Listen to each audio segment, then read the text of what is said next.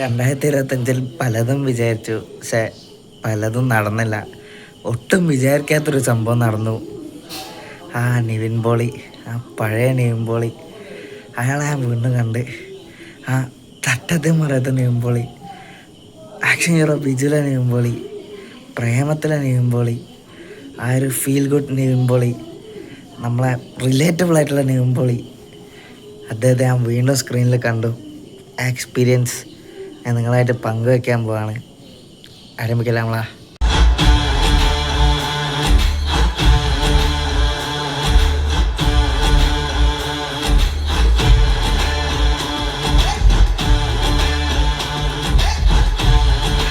സർവമായ it was an emotional funny roller coaster.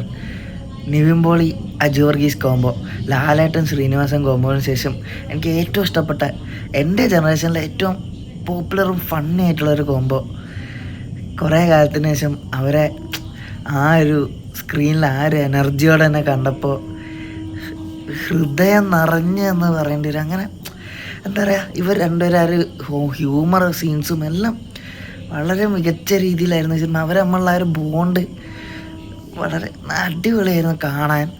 Aju Varghese ഇതിൽ രൂപ character Rupesh വളരെ മികച്ച രീതിയിൽ ആളെ മൊത്തത്തിൽ ഇട്ടിട്ടുണ്ട്.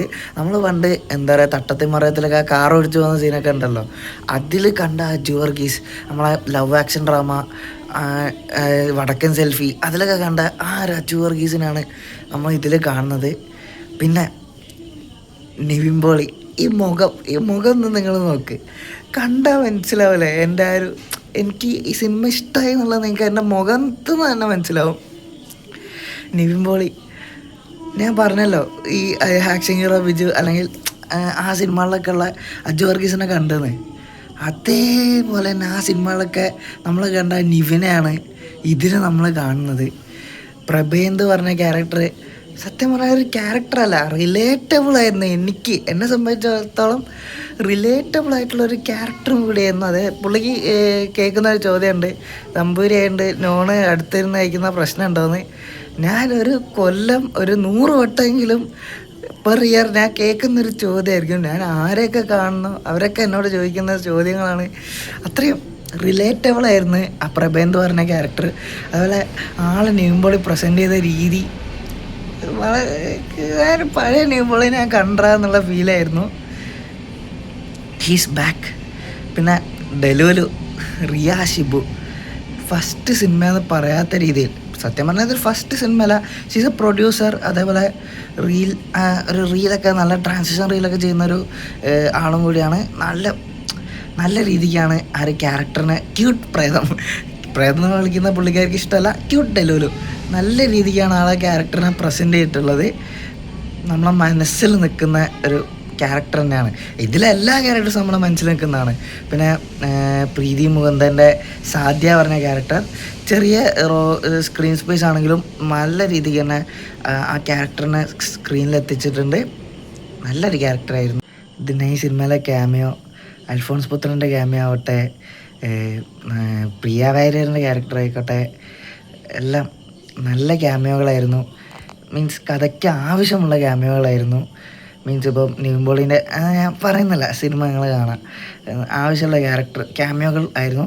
ഈ സിനിമയിൽ കാണിച്ച എല്ലാ സംഭവവും ഈ സിനിമയ്ക്ക് വേണ്ടായിരുന്നു. ഇതിൽ നമുക്ക് വേണ്ടാന്ന് ഫീൽ ചെയ്യുന്ന ഒന്നും എനിക്ക് കാണാൻ സാധിച്ചില്ല. പിന്നെ ഈ ഫിലിം സത്യ അന്തിക്കാടിൻ്റെ സിനിമ കാണുമ്പോൾ നമുക്ക് എന്താണോ തോന്നുന്നത് അതേ ഒരു ഫീലാണ് ഇതിൽ അഖിൽ സത്യൻ പിടിച്ചിട്ടുള്ളത്. അതാ ജനാർദ്ദനൻ്റെ ക്യാരക്ടറാണെങ്കിൽ അദ്ദേഹത്തിൻ്റെ ക്യാരക്ടറൊക്കെ ഈ ഒരു സത്യന്തിക്കാട് സിനിമേൻ്റെ ഫീല് കൊണ്ടുവരാൻ വളരെ ഒരു മികച്ച പങ്കനെ വഹിക്കുന്നുണ്ട് എന്ന് തന്നെ പറയാം. പിന്നെ സിങ്ക് സൗണ്ടാണ് അത് ഈ സിനിമയ്ക്ക് ഒരു കോർ ടച്ച് തന്നെ ആ സിങ്ക് സൗണ്ട് കൊണ്ടുവരുന്നുണ്ട്. നമുക്ക് റിയൽ ലൈഫിലെ ക്യാരക്ടേഴ്സ് അങ്ങോട്ടും ഇങ്ങോട്ടും സംസാരിക്കുമ്പോൾ ഏത് പ്രതിനിധിയാണോ അതാണ് ഈ സിങ്ക് സൗണ്ട്. ഇത്തരം ഫീൽ ഗുഡ് സിനിമകൾക്ക് ഏറ്റവും പെർഫെക്റ്റ് ഈ സിങ്ക് സൗണ്ട് തന്നെയാണെന്ന് സത്യന്തിക്കാടും അദ്ദേഹത്തിൻ്റെ മക്കളും തെളിയിച്ചുകൊണ്ടിരിക്കുകയാണ്. വരനാവശ്യമുള്ളതാണെങ്കിലും, ഹൃദയപൂർവ്വമാണെങ്കിലും, ഞാൻ പ്രകാശനിലാണെങ്കിലും, എല്ലാത്തിനും പാച്ചു അത്ഭുതങ്ങൾക്കാണെങ്കിലും എല്ലാത്തിനും സിങ്ക് സൗണ്ടാണ് യൂസ് ചെയ്തിട്ടുള്ളത്. ഒരു ഫീൽ ഗുഡ് സിനിമകൾക്ക് പറ്റിയ, അല്ലെങ്കിൽ ഹൊറർ ത്രില്ലർ സിനിമകൾക്കൊക്കെ പറ്റിയ ഒരു കൈൻഡ് ഓഫ് ഒരു സൗണ്ട് റെക്കോർഡിങ് സിസ്റ്റം എന്ന് ഞാൻ പറയാം. അടിപൊളിയായിരുന്നു ആ ഒരു തിയേറ്റർ എക്സ്പീരിയൻസ്. എനിക്ക് ഈ സിനിമയെ കുറിച്ച് ആദ്യം ഒന്നും പറയേണ്ട ആവശ്യമില്ല, എൻ്റെ മുഖം കണ്ടാൽ അതൊക്കെ മനസ്സിലാവല്ലോ ഈ സിനിമ എനിക്ക് എങ്ങനെ എത്രത്തോളം ഇഷ്ടപ്പെട്ടു എന്നുള്ളത്. അഖിൽ സത്യൻ അത്രയും നല്ലൊരു കഥയായിരുന്നു ഈ സിനിമേൻ്റെത്. കൂടെ പറഞ്ഞ സിനിമയിൽ ഏകദേശം ഇങ്ങനെ ഒരു സ്റ്റോറി ആണെങ്കിലും വേറെ രീതിയിലാണ് ഇതിൽ പ്രസൻറ്റ് ചെയ്യുന്ന ഒരു നല്ലൊരു ഔട്ട്പുട്ട് തന്നെ ഈ സിനിമയ്ക്ക് ഉണ്ടായിരുന്നു.